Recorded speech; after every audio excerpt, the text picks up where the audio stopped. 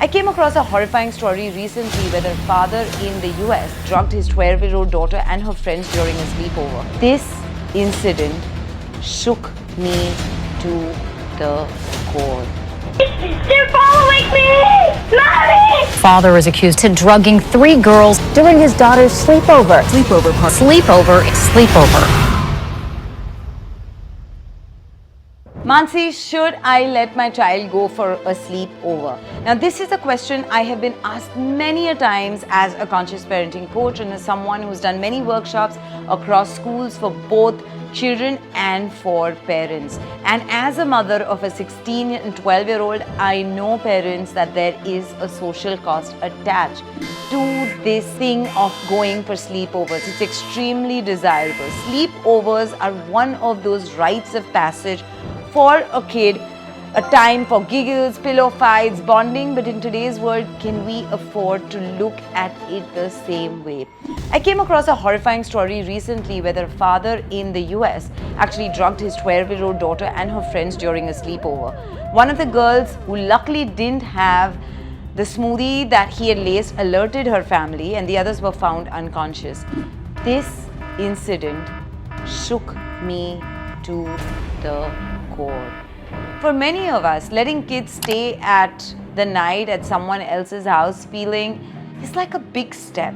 I know it just does not go down right well with me in my gut.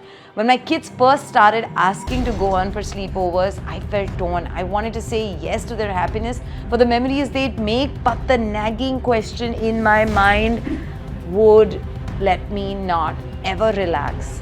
Will they be safe? Do I really know the family who's hosting? What kind of supervision will be there? What's the home environment like?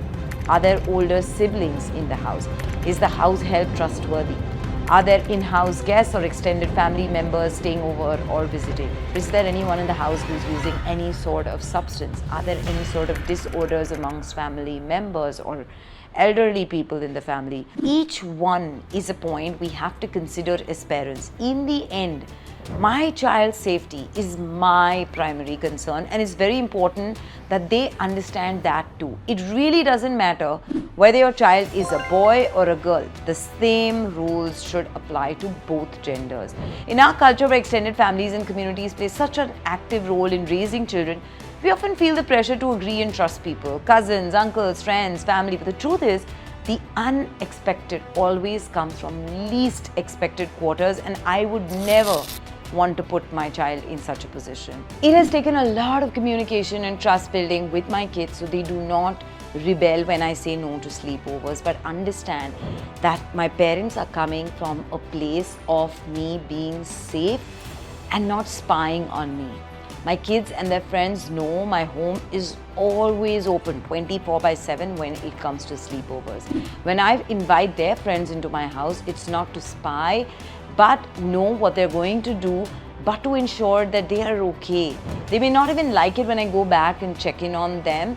Whether it's friends or their cousins, they know that mom is coming not as a person who's superior, but is coming from a person who's just concerned about me. Here's what I learned and I taught my kids, but before that, as a group of friends going to the same school, make sure that you have a conversation very openly with fellow parents and let them know that you are not comfortable with sleepovers. It's okay to say no. As parents, make sure that you trust your gut. If you feel, and this is something you must communicate to your child, if you feel like something's not feeling right, then please call mom and dad. Use a code word for a signal to tell your children that they can tell you, Mom, I want to leave. And there could be a code word for it. If they don't feel uncomfortable, don't eat or drink something. And if there is any sort of alarm and urgency, then make sure that you as a parent don't fall back on the promise that you've made to your child. Teach them never to trust anyone blindly, whether it's family or at friends. At the end of the day, parenting is about balancing, letting them experience the world, but ensuring they do so in a safe manner till they reach a certain age.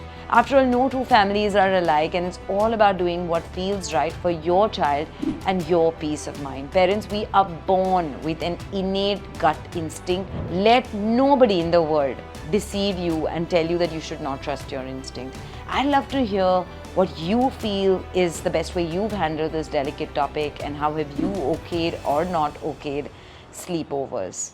For parenting tips, celebrity interviews, recipes, conversations with experts, DIYs, and lots more. Subscribe to Kids Talk Press now.